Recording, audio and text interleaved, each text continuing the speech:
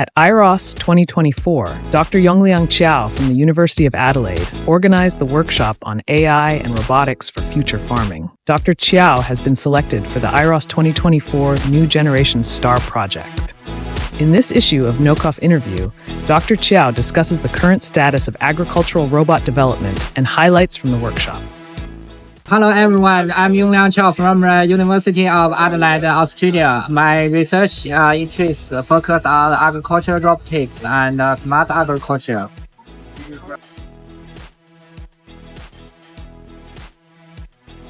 Actually, the agricultural robotics face many challenges in the real situation.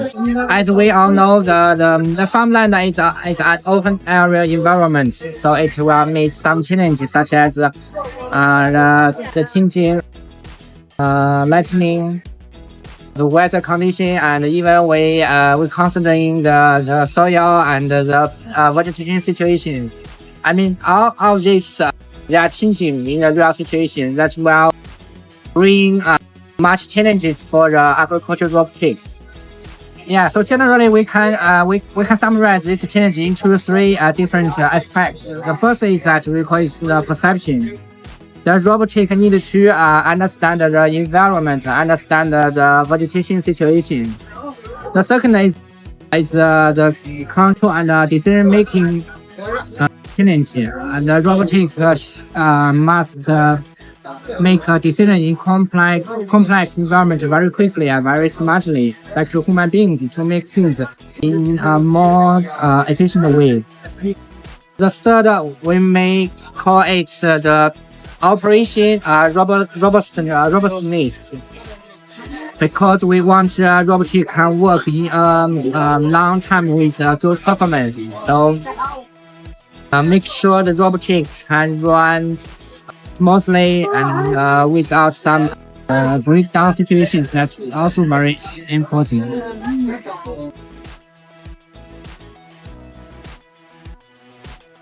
Agriculture issue is a global problem. Many scholars from different countries they have some excellent works. So in our workshop, AI and robotics for future farming, we invited some professor scholars from the USA, from the Germany, from Japan, and also from China. Professor Chang Li from University of Florida introduced an modular agriculture system. This is a framework which can make the researchers to design according to a real situation. I mean that if there are slopes, the framework can do some changes to make the robotic working in some areas where exists a slope. I mean an unflowed situation. The scholar from Japan, Professor Yongliang, he integrated his own research, and the Japanese robotic development situation give us some excellent examples of the Japanese agricultural robotics. I think this will be helpful to other researchers to get some idea and thoughts from these models, from these examples. We invited Professor Merit from the Bonn University, Germany. She gave us some examples of the active perception for root mapping and harvesting. I think this is also very important for the orchard farming. Professor Mei Wang from the Northwest Agriculture and Forestry University. She introduced the intelligent livestock farming system, also very important for the animal agriculture.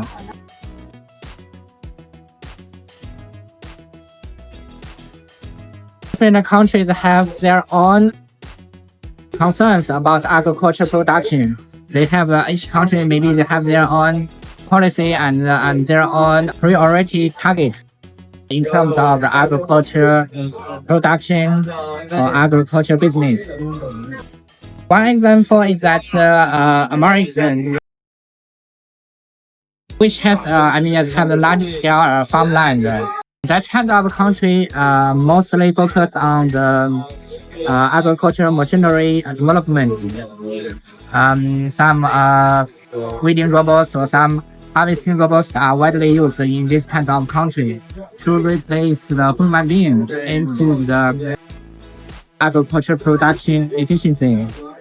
Another technical example is that such as the Netherlands, such as Germany, they more focus on the agriculture biology technology. So they develop some high biotechnology companies, and they also focus on the vertical agriculture, or we call it the agriculture factory. They wanted to improve the yield outputs based on their limited the farmland. I think this is the two typical agriculture model. Yes, number one. Yeah. I just can share my own ideas and thoughts. I know there are many excellent researchers or experts in this field. I just can give you my own thoughts. Yeah. The first thing I think that the agriculture robots will become more and more smart. With the AI and some hardware or chips development, we can integrate the AI technology or some chip technology into the agricultural robotics to make it can work like a human being. This is really good to replace the human beings to do some the agricultural tasks. This is one. Another is that I think maybe in the future there will be more cooperation between the robotics. I mean, it's for the large area of farmland. When robotics is not enough to finish a task, maybe 10 or 20 robotics they can work together to finish the harvesting or finish the weeding together. That will be another change as far as I can see. Yeah.